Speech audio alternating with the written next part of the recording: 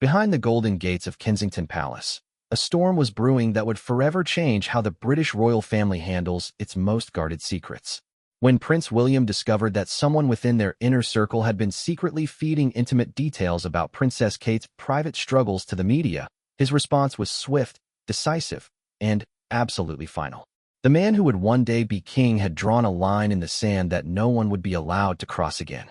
What happened next would send shockwaves through the royal establishment, silence whispers in the corridors of power, and prove that when it comes to protecting his family, William's gentle public demeanor masks a resolve as unbreakable as the crown jewels themselves. This is the untold story of how a single betrayal led to the most dramatic royal banishment in decades, and why those closest to the throne now speak in hushed tones about the day Prince William showed he would stop at nothing to shield Kate from the vultures circling their private life. The morning sun cast long shadows across the manicured lawns of Kensington Palace as Prince William stepped out of his private study, his jaw set in a way that palace staff had learned to recognize as trouble. In his hand, he clutched a copy of that morning's tabloid, its headline screaming details about Kate's recent health concerns that should have been known only to their closest confidants. The betrayal cut deeper than any public criticism he had ever faced. For months, William had noticed the pattern. Every private moment, every family decision, every struggle that Kate faced seemed to find its way into the newspapers with alarming accuracy. At first, he had dismissed it as coincidence or perhaps educated guesswork by experienced royal correspondents. But as the details became more specific, more intimate, more invasive, he knew they had a problem that struck at the very heart of their family's privacy. The prince had always understood that public life meant sacrificing certain aspects of privacy, but this was different. These weren't stories about official engagements or public appearances. These were deeply personal revelations about Kate's emotional state, her health concerns, and private conversations that should have remained within the sacred walls of their home. Someone with access to their inner circle was systematically violating the trust that held their world together. Kate had been trying to put on a brave face, but William could see the toll it was taking on her. She had become increasingly withdrawn, questioning every interaction, wondering who among their trusted circle might be the source of these leaks. The woman who had once moved through royal life with natural grace and confidence was now second-guessing every word she spoke, every emotion she showed, knowing that it might end up splashed across tomorrow's front pages. The investigation had begun quietly, discreetly, in the way that royal security handles all sensitive matters. William had personally overseen every aspect, working closely with the palace's most trusted security advisors to identify the source of the leaks. They had implemented subtle changes in information flow, provided different versions of sensitive details to different individuals, and carefully monitored which versions appeared in print. What they discovered had shocked even the most cynical members of the royal household staff. The leaks weren't coming from a disgruntled employee or a distant acquaintance with limited access. They were coming from someone who had been welcomed into their inner circle, someone who had shared meals at their table, someone who had been trusted with the most intimate details of their family life. The betrayer was someone who had built their career on proximity to the royal family, using their access to craft a public persona as an expert on royal matters. They had appeared at official events, given interviews about royal protocol, and written articles that painted them as a knowledgeable insider with unique insights into the workings of the modern monarchy. All the while, they had been systematically violating the trust that had been placed in them. As William read through the security report detailing the evidence against this individual, his anger burned cold and steady. This wasn't just about tabloid gossip or public embarrassment. This was about someone who had looked Kate in the eye, offered comfort during difficult moments, and then turned around and sold those vulnerable moments to the highest bidder. The evidence was overwhelming and undeniable. Phone records showed regular contact with known royal correspondents. Financial records revealed payments that coincided with major story breaks. Most damning of all were the recorded conversations where this trusted insider boasted about their access and their ability to provide exclusive details that no one else could obtain. Kate's reaction when William shared the findings with her was a mixture of hurt, anger, and profound disappointment. She had genuinely cared for this person, had trusted them during some of her most vulnerable moments, and had even defended them when others had raised subtle questions about their motives. The betrayal felt personal in a way that public criticism never could. But it was William's response that would define how the royal family would handle such breaches of trust going forward. Gone was any trace of the diplomatic approach that had characterized previous royal scandals.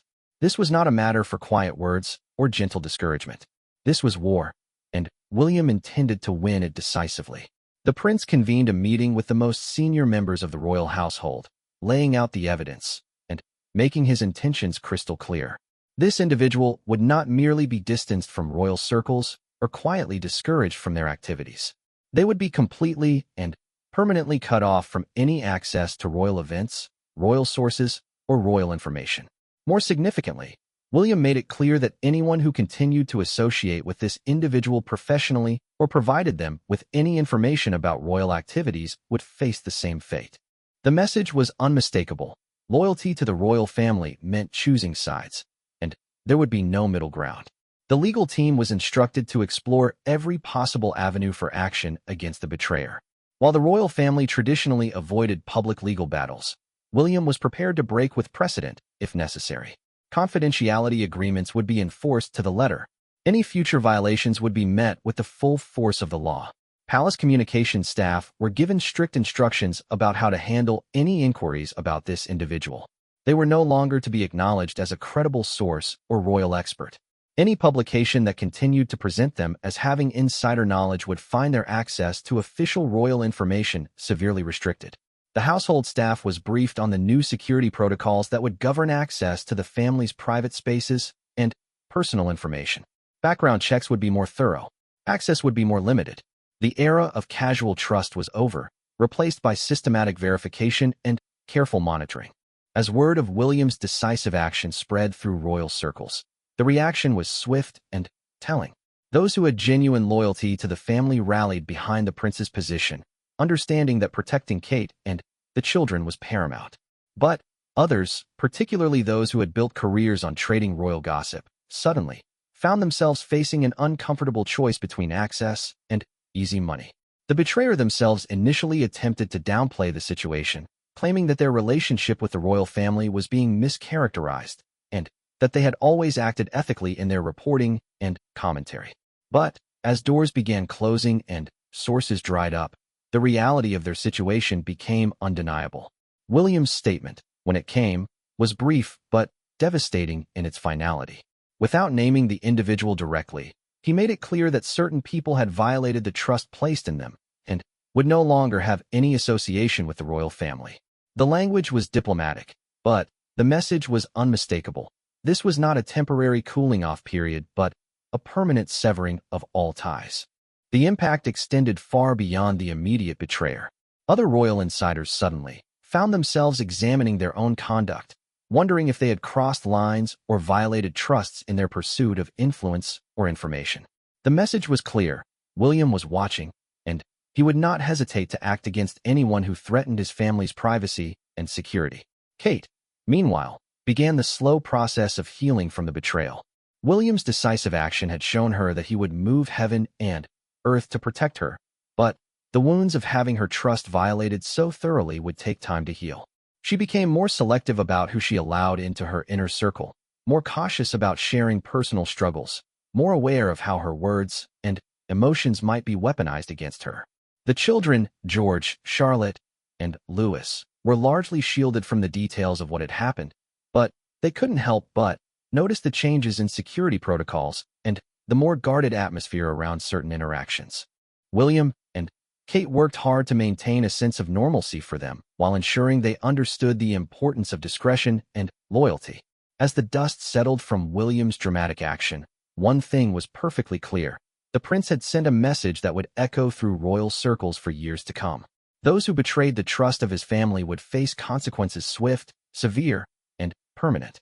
The gentle prince had shown his steel, and no one who witnessed it would ever question his resolve again. The ripple effects of William's decisive action spread through London's royal reporting circles like wildfire. Within hours of the palace's subtle but unmistakable message, journalists, photographers, and royal commentators found themselves frantically reassessing their sources and relationships. The unnamed betrayer had not worked alone, and William's investigation team was far from finished with their work. Sarah Mitchell, a seasoned royal correspondent for one of Britain's most respected newspapers, received an unexpected call that Tuesday morning. The voice on the other end was crisp, professional, and chillingly polite. It was one of the palace's senior communications advisors, informing her that her press credentials for all future royal events were being reviewed due to her publication's recent reliance on unauthorized sources. Sarah's heart sank as she realized the implications. For 15 years, she had built her career on careful, respectful royal reporting, always walking the fine line between public interest and privacy. But her editor's recent decision to publish several stories based on information from the now-banned insider had apparently crossed a line that William was not willing to ignore. The call was not just about Sarah, though she didn't know it at the time. Similar conversations were happening across London as the palace systematically identified and contacted every journalist, photographer, and media outlet that had relied on the betrayer's information. William's message was clear. Continuing to treat this person as a credible source would have consequences. At the heart of the palace's investigation was a sophisticated analysis of the information ecosystem that had allowed the betrayal to flourish. The banned insider hadn't simply been passing along random gossip. They had been part of a carefully cultivated network of relationships that turned royal proximity into profit, trust into headlines, and private moments into public spectacle. Detective Chief Inspector James Morrison, who had been quietly seconded to the Royal Protection Unit for this investigation, was amazed by the complexity of what they had uncovered. The betrayer had been at the center of a web that included freelance photographers who somehow always seemed to be in the right place at the right time, journalists who had unusually detailed background information for their stories, and social media influencers who posted about royal activities with suspicious accuracy. The financial investigation revealed a pattern of payments and relationships that showed how modern royal coverage had evolved far beyond traditional journalism. The betrayer had been receiving money not just from newspapers but from online gossip sites, foreign publications, and even commercial brands that wanted inside information to time their royal-related marketing campaigns. William studied the detailed reports with growing anger and determination. This wasn't just one person making poor choices about loyalty and trust. This was a systematic exploitation of royal access that had turned his family's private life into a commodity to be traded and sold to the highest bidder. Kate found herself both relieved and troubled by the extent of what the investigation revealed. On one hand, learning that the betrayal was part of a larger network helped explain how so many private details had found their way into public coverage. It wasn't just one trusted friend who had violated her confidence. It was an entire system designed to exploit royal proximity for profit. On the other hand, the scope of the network was deeply unsettling. How many people had been watching and recording her most vulnerable moments? How many casual interactions had been analyzed for sellable content? How many times had her genuine emotions been cataloged and distributed for commercial gain? The investigation team discovered that the betrayer had been keeping detailed notes about royal family interactions, complete with timestamps, emotional assessments, and ratings of potential commercial value. Reading through these clinical observations of intimate family moments, William felt a cold fury that surprised him with its intensity. One particularly damaging discovery was a series of photographs that the betrayer had secretly taken during private family gatherings. These images, stored on encrypted drives, showed Kate during vulnerable moments when she thought she was surrounded only by trusted friends and family. The violation felt so profound that William had to step away from the investigation briefing to compose himself. The legal implications were complex, but serious. While much of what the betrayer had done might not have been technically illegal, there were clear violations of signed confidentiality agreements and potential grounds for invasion of privacy claims. William's legal team began preparing a comprehensive case that would serve both to punish the betrayer and to deter future violations. But William's response went beyond legal action. He understood that the real power lay in controlling access and information flow. Working with his communications team, he began implementing a new system for managing relationships with media and royal commentators that would make future betrayals much more difficult. The new protocols required anyone with regular royal access to undergo enhanced background checks and sign more comprehensive confidentiality agreements. More significantly, information would now be compartmentalized so that no single individual outside the immediate family would have access to the breadth of personal details that had made the betrayer so valuable to media outlets. The betrayer's attempts to maintain their position became increasingly desperate as they realized the extent of William's campaign against them. They reached out to former palace colleagues, tried to leverage old friendships, and even attempted to contact Kate directly to apologize and request forgiveness. All of these efforts were rebuffed with the cold efficiency that had become William's standard response to anything involving this individual.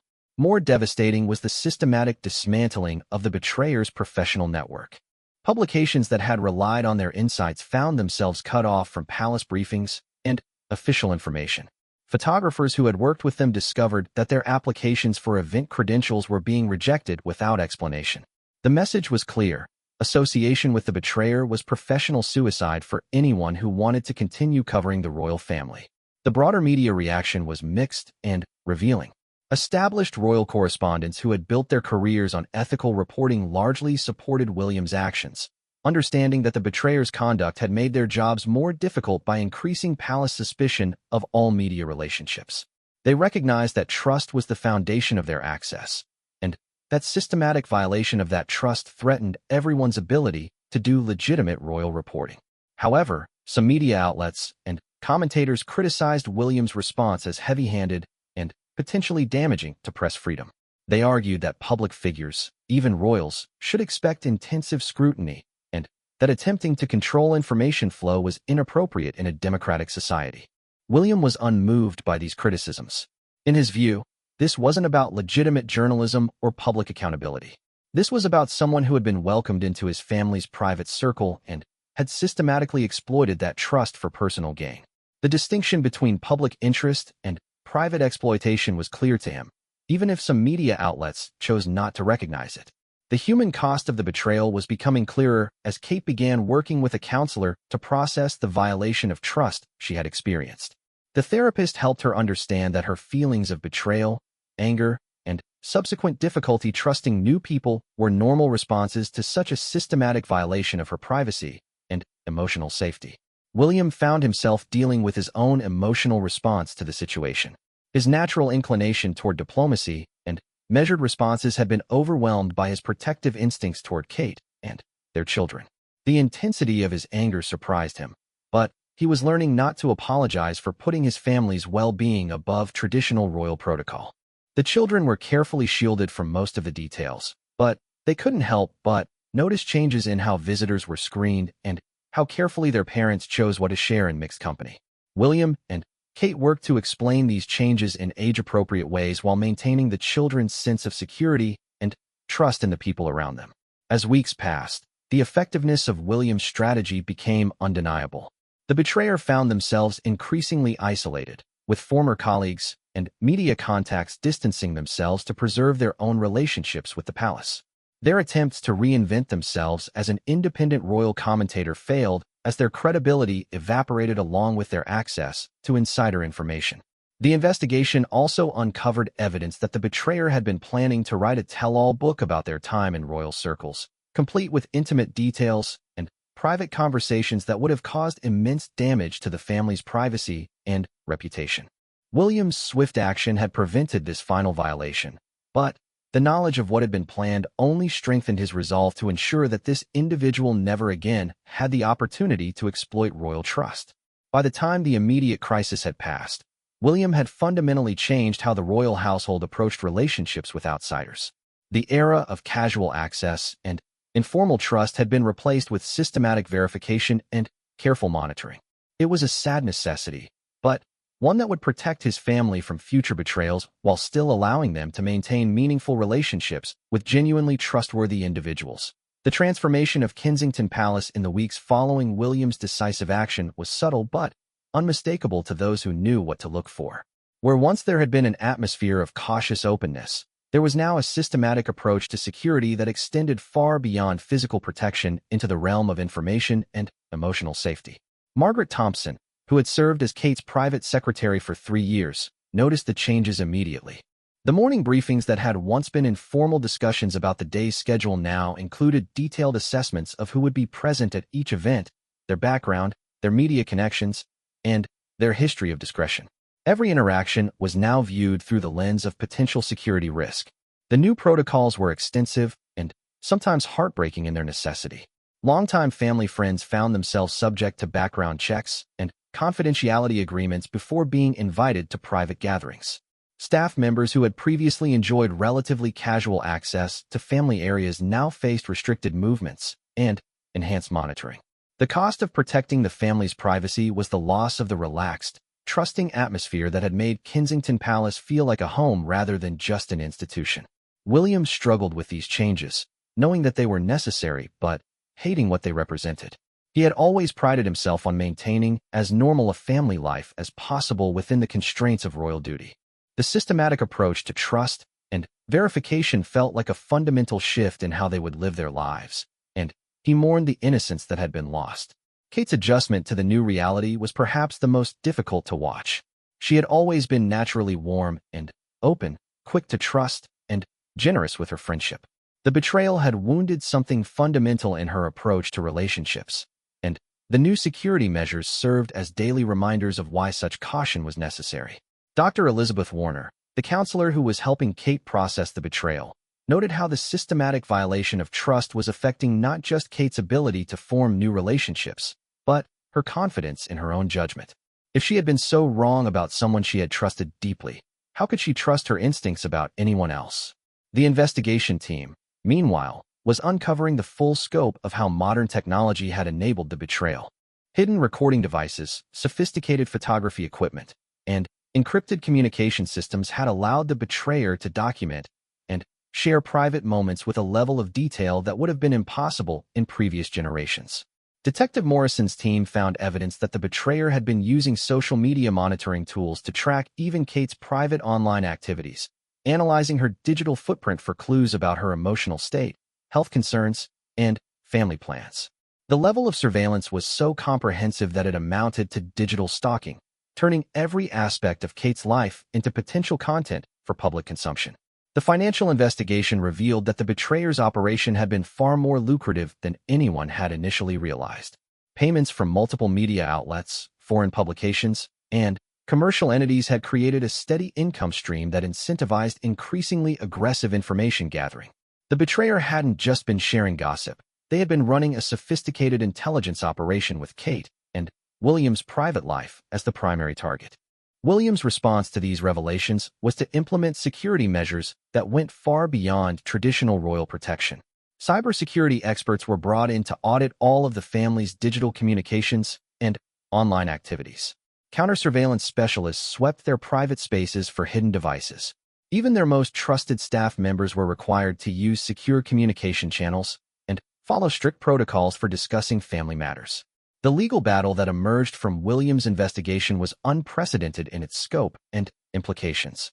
Rather than pursuing a single violation, the legal team was building a comprehensive case that addressed systematic privacy invasion, breach of confidentiality, unauthorized surveillance, and commercial exploitation of private information. The betrayer's legal response revealed the calculating nature of their actions.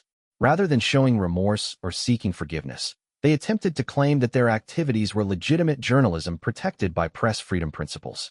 Their legal team argued that public figures, including royals, should expect intensive scrutiny and that gathering information about their private lives was a normal part of media coverage.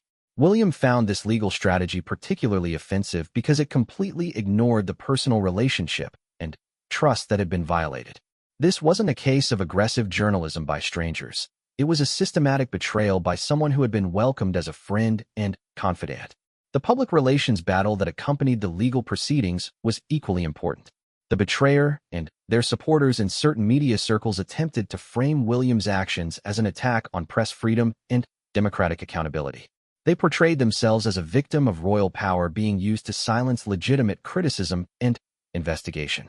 William's communications team countered with a careful campaign that focused on the distinction between legitimate journalism and personal betrayal. They emphasized that this was not about controlling media coverage of official royal activities, but about protecting the family's private life from systematic exploitation by someone who had been trusted as a friend. The case attracted international attention, with media organizations around the world watching to see how it would affect the balance between royal privacy and press freedom. Legal experts debated the implications for celebrity privacy rights and the extent to which public figures could expect protection from intensive personal surveillance. Kate's public appearances during this period were carefully managed to show strength and resilience while avoiding any appearance of being affected by the ongoing legal battle. But those close to her could see the toll it was taking. The natural warmth and spontaneity that had always characterized her public interactions was tempered by a new wariness about how her words and expressions might be interpreted or exploited. The children were experiencing their own adjustments to the new security reality. George, Charlotte, and Louis found that their movements were more restricted, their activities more carefully vetted, and their interactions with new people subject to enhanced scrutiny.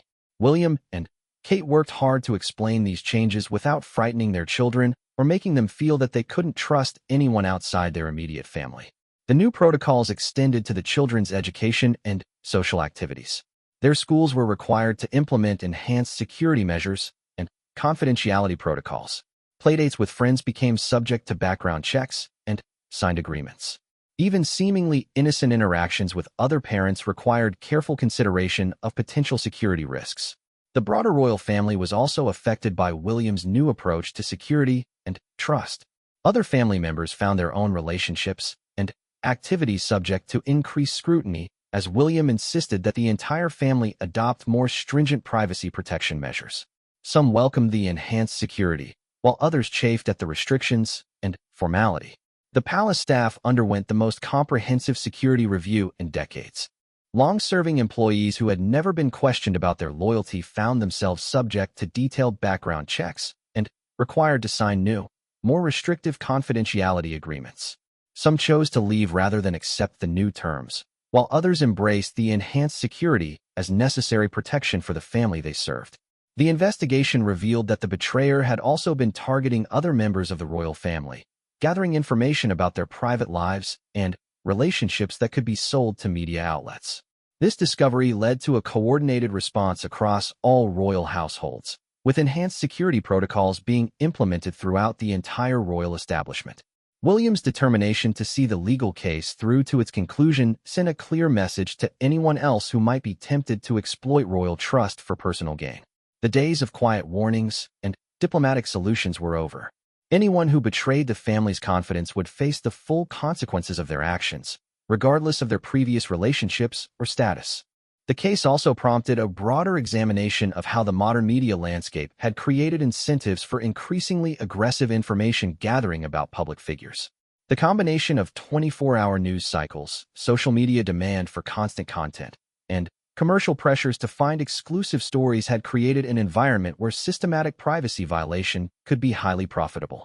As the legal proceedings continued, Kate began the slow process of rebuilding her ability to trust. With Dr. Warner's help, she developed strategies for assessing new relationships and protecting herself emotionally while still maintaining the openness and warmth that were essential to her public role. It was a delicate balance between self-protection and authentic human connection. The betrayer's isolation became increasingly complete as the legal case progressed. Former colleagues and media contacts who had initially maintained some level of support gradually distanced themselves as the full scope of the surveillance and exploitation became public. The systematic nature of the betrayal made it impossible for even sympathetic observers to frame it as a simple mistake or momentary lapse in judgment. William's unwavering commitment to seeing the case through became a defining moment in his evolution as a future king. The gentle diplomacy that had characterized his earlier approach to difficult situations was replaced by a steely determination to protect what mattered most to him. Those who worked closely with him began to see a glimpse of the monarch he would one day become. Compassionate but firm, diplomatic but decisive when his core values were threatened. The courtroom was unusually quiet as Justice Patricia Ashworth prepared to deliver her judgment in what had become the most closely watched privacy case involving the royal family in decades. The betrayer sat stiffly in the defendant's box, their face a mask of defiant resignation, while William's legal team arranged their papers with the confidence of those who knew they had built an unassailable case. For months, the legal proceedings had dominated headlines and sparked passionate debates about privacy rights, press freedom, and the extent to which public figures could expect protection from systematic surveillance. But for William and Kate, sitting in the public gallery, this moment represented something far more personal than legal precedent. It was about justice for a violation that had cut to the very core of their family life. The evidence presented during the trial had been devastating in its scope and detail. The betrayer's lawyers had fought hard to suppress the most damaging materials, arguing that they were obtained through overly aggressive investigation techniques. But Justice Ashworth had ruled that the systematic nature of the privacy violations justified the comprehensive response from Royal Security Services. Detective Morrison had testified for 3 days about the surveillance equipment found in the betrayer's possession, the sophisticated monitoring systems they had used to track royal family activities, and the detailed logs they had maintained of private conversations and intimate moments. The picture that emerged was of someone who had turned friendship into espionage with clinical precision. The financial evidence was equally damning. Forensic accountants had traced payments totaling over £200,000 that the betrayer had received from various media outlets over a 2-year period. The money trail showed how private information about Kate's health concerns, family disputes, and personal struggles had been systematically monetized by someone who was supposed to be a trusted friend. Perhaps most shocking was the discovery of the betrayer's detailed notes and recordings, which revealed the calculating nature of their activities. They had rated different pieces of information based on their commercial value, planned strategies for extracting sensitive details during casual conversations, and even practiced techniques for secretly recording private moments without being detected. Kate's victim impact statement, read by her legal representative, had been one of the most powerful moments of the trial. She described the profound sense of violation she had experienced upon learning that someone she had trusted with her most vulnerable moments had been systematically exploiting that trust for profit.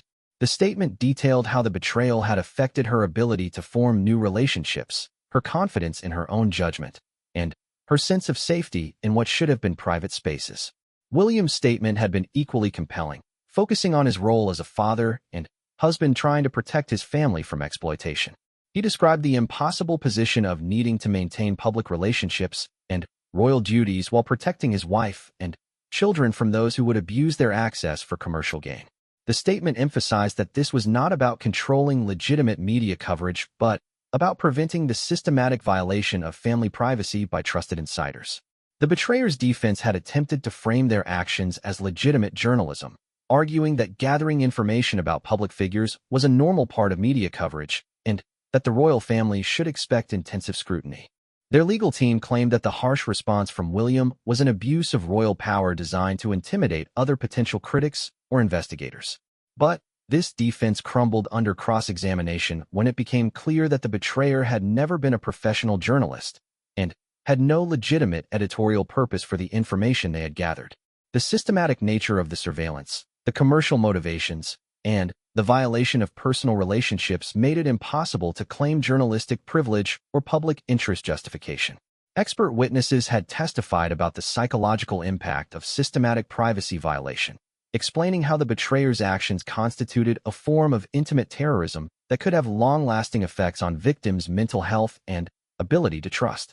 Dr. Sarah Collins, a specialist in privacy violation trauma, described how the calculated nature of the betrayal made it particularly damaging because it violated fundamental assumptions about safety and trust in personal relationships.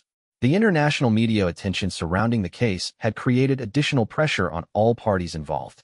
Journalists from around the world had descended on London to cover what many saw as a landmark case that would define the boundaries between public interest and privacy rights in the digital age. The global scrutiny added another layer of stress for William and Kate, who found themselves defending not just their own privacy, but broader principles about the rights of public figures to maintain some aspects of their lives free from commercial exploitation. Justice Ashworth's judgment was comprehensive and unequivocal. She found that the betrayer had systematically violated multiple aspects of privacy law, breached numerous confidentiality agreements, and engaged in conduct that amounted to harassment and surveillance. The judge was particularly critical of the calculated nature of the violations and the abuse of personal relationships for commercial gain. The financial judgment was substantial, requiring the betrayer to pay damages and return all profits earned from their activities. But, perhaps more significantly, the court issued a comprehensive injunction that permanently barred the betrayer from any future contact with members of the royal family, from publishing or sharing any information obtained through their previous access, and from presenting themselves as having insider knowledge of royal activities. The criminal referral that accompanied the civil judgment was equally significant. Justice Ashworth found that certain aspects of the betrayer's conduct potentially constituted criminal harassment and unauthorized surveillance, and she referred these matters to the Crown Prosecution Service for potential criminal charges. The betrayers' reaction to the judgment was a mixture of shock and defiance. Their legal team immediately announced plans to appeal, claiming that the ruling was an attack on press freedom and democratic accountability. But their support in media circles had largely evaporated as the full scope of the violations became clear through the trial proceedings. For William and Kate, the judgment represented a form of justice, but also a recognition that the damage could never be fully undone. The private moments that had been exploited, the trust that had been violated, and the emotional trauma that had been inflicted were permanent consequences of the betrayer's actions. The legal victory was satisfying, but could not restore what had been lost. The broader impact of the judgment was immediate and far-reaching. Other members of the royal family began implementing similar security protocols and legal protections.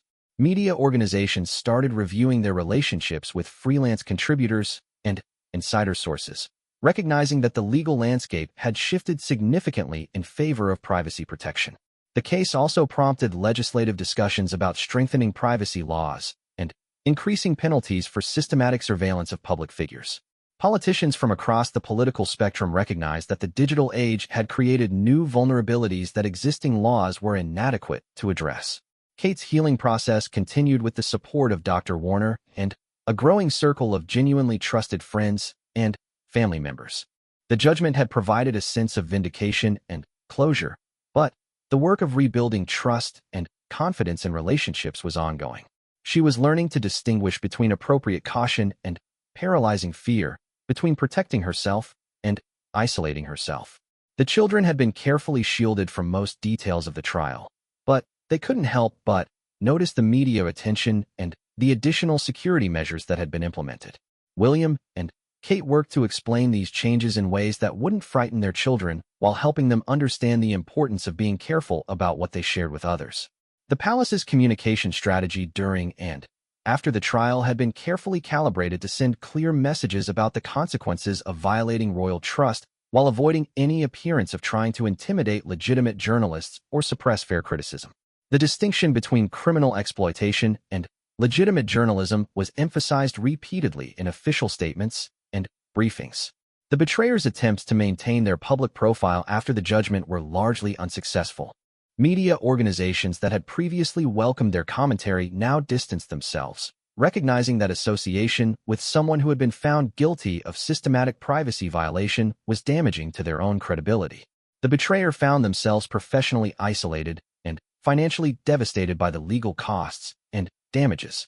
As the immediate aftermath of the judgment settled, William began to see it as a turning point not just in protecting his family's privacy, but in establishing clear boundaries for his future reign. The decisive action he had taken sent a message about his priorities and his willingness to use available legal and institutional powers to protect what mattered most to him.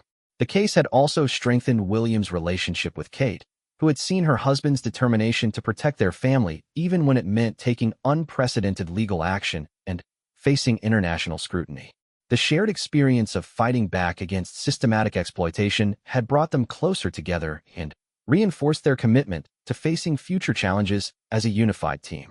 The legacy of the case would extend far beyond the immediate parties involved. Legal experts predicted that the comprehensive nature of the judgment would serve as a deterrent to others who might be tempted to exploit relationships with public figures for commercial gain. The message was clear. Systematic privacy violation would face serious legal consequences regardless of the perpetrator's previous relationship with their victims. 6 months after the court's decisive judgment, Kensington Palace had settled into a new rhythm that reflected the lessons learned from the betrayal and its aftermath.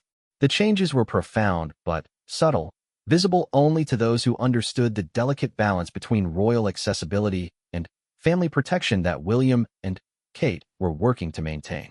The spring morning found Kate in her private garden, sharing coffee with Lady Amanda Richardson, one of the few people who had passed the enhanced security protocols and earned renewed trust. Their conversation was natural and relaxed, but Amanda couldn't help noticing the small security device that ensured their privacy, a reminder of how fundamentally the royal family's approach to personal relationships had evolved. William's transformation during this period had been remarkable to observe. The prince who had once relied on diplomatic solutions and gentle persuasion had discovered a core of steel that surprised even his closest advisors. Staff members who had worked with him for years spoke of a new decisiveness and clarity of purpose that extended far beyond the privacy case into every aspect of his royal duties. The enhanced security protocols had become so seamlessly integrated into daily life that they no longer felt like impositions, but simply part of the family's routine. Background checks for new staff members were more thorough but efficient. Privacy agreements were comprehensive but clearly explained. The children had adapted to the additional security measures with the resilience that characterized their generation's relationship with technology and privacy. Dr. Warner's sessions with Kate had evolved from trauma recovery to personal growth and empowerment. The counselor noted how Kate had transformed the experience of betrayal into a deeper understanding of trust, boundaries, and self-protection. Rather than becoming permanently suspicious or withdrawn, Kate had learned to trust her instincts while maintaining appropriate caution. The legal aftermath continued to unfold in ways that reinforced William's decisive action. The Crown Prosecution Service had indeed filed criminal charges against the betrayer, and the case was moving through the courts with the same methodical precision that had characterized the civil proceedings. The message was unmistakable. Systematic privacy violation would face consequences at every level of the legal system. The betrayer's appeals had been consistently unsuccessful, with higher courts upholding both the substance and severity of the original judgment. Their attempts to rebuild their career had failed as media organizations maintained their distance, recognizing that the legal risks and reputational damage associated with employing someone found guilty of systematic privacy violation were simply too great. More significantly, the case had prompted changes throughout the British media landscape. News organizations had implemented new policies for vetting freelance contributors and insider sources. The industry had begun to recognize that the digital age required updated ethical standards that reflected new technologies and surveillance capabilities. The international impact of William's action had been equally significant. Royal families and public figures around the world had studied the case as a model for protecting privacy while maintaining public accessibility. The comprehensive legal strategy and systematic approach to security had become a template for others facing similar challenges. Kate's public appearances during this period showed a woman who had been tested and emerged stronger. Her natural warmth and openness remained intact, but there was a new depth and resilience that hadn't been present before the crisis. She had learned to protect herself without building walls, to maintain appropriate boundaries without losing her essential humanity. The children's development during this period had been carefully monitored to ensure that the additional security measures didn't create lasting psychological effects. George, Charlotte, and Louis had adapted remarkably well, showing the same resilience and adaptability that had helped them navigate other aspects of their unique position. Their parents' handling of the crisis had actually strengthened the children's sense of security by demonstrating that threats would be met with decisive action. The palace staff had also evolved in ways that reflected the new security culture. Long-serving employees spoke of feeling more protected and valued under the enhanced protocols. The systematic approach to confidentiality and access had actually clarified expectations and reduced the stress that came from unclear boundaries and responsibilities. William's relationship with the broader media had also been transformed by the crisis. Legitimate journalists who had built their careers on ethical reporting found that their access and relationships with the palace had actually improved as William's team focused on rewarding trustworthy behavior. The distinction between exploitation and journalism had been clarified in ways that benefited everyone involved. The investigation's uncovering of the broader network that had enabled the betrayal had led to systematic changes in how royal information was managed and protected. The compartmentalization of sensitive information, the enhanced monitoring of communications, and the sophisticated background checking had created a security framework that could adapt to future threats while maintaining operational efficiency. Kate's work with various charities and causes had resumed with renewed purpose and energy. The experience of being systematically exploited had given her deeper empathy for others who faced privacy violations and personal attacks. Her advocacy work increasingly focused on supporting victims of harassment and surveillance, drawing from her own experience to help others navigate similar challenges. The financial impact of the legal victory had been substantial, with the damages awarded providing resources for enhanced security measures and legal protections. But, more importantly, the The comprehensive nature of the judgment had created legal precedents that would protect other victims of systematic privacy violation. William's evolution as a future king had been accelerated by the crisis in ways that palace advisors found encouraging. His willingness to break with traditional diplomatic approaches when fundamental principles were at stake suggested a monarch who would be both compassionate and decisive. The combination of strength and sensitivity that he had shown throughout the crisis indicated a leadership style well-suited to modern challenges. The betrayer's complete isolation from royal circles had been maintained with systematic efficiency. Every attempt to rebuild connections or regain access had been rebuffed, and their efforts to present themselves as having continued insider knowledge were quickly contradicted by palace sources. The permanence of their banishment served as a continuing deterrent to others who might be tempted by similar exploitation.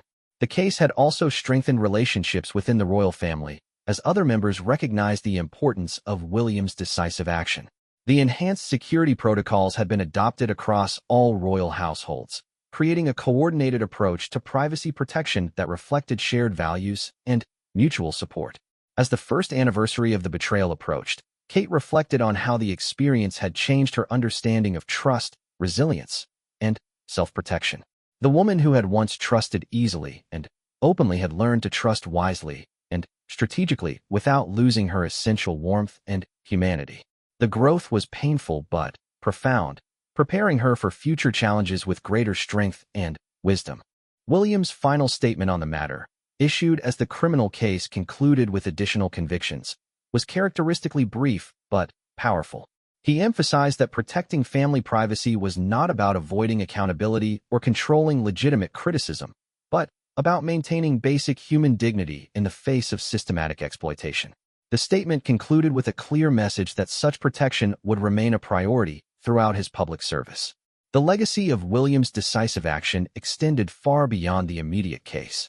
The comprehensive legal strategy, the systematic security enhancements, and the unwavering commitment to protecting family privacy had established new standards for royal privacy protection. Future attempts at systematic exploitation would face a legal and security framework specifically designed to prevent and punish such violations. The children's understanding of the situation, as they grew older, would be shaped by their parents' handling of the crisis. They had learned that threats to family security would be met with decisive action, that trust was precious and should be protected, and that maintaining privacy was not about secrecy, but about preserving space for authentic family relationships. The broader public's response to William's action had evolved over time from initial surprise to widespread support as the full scope of the betrayal became clear. The systematic nature of the privacy violations and the calculated exploitation of personal relationships had generated sympathy for the royal family and support for their right to protect their private lives from commercial exploitation. As William and Kate looked toward the future, the lessons learned from this crisis would inform their approach to balancing public service with family protection. They had proven that it was possible to maintain royal accessibility while establishing clear boundaries against exploitation. The framework they had created would serve not only their own family, but future generations of royals who would face similar challenges in an increasingly connected and surveilled world. The transformation that began with a single act of betrayal had ultimately strengthened the royal family's ability to serve the public while protecting what mattered most to them as human beings. William's decisive response had sent a message that would echo through royal circles for decades. Those who violated the trust placed in them would face consequences swift, severe, and permanent. The gentle prince had found his steel, and, in doing so, had laid the foundation for a reign built on both compassion and unshakable resolve.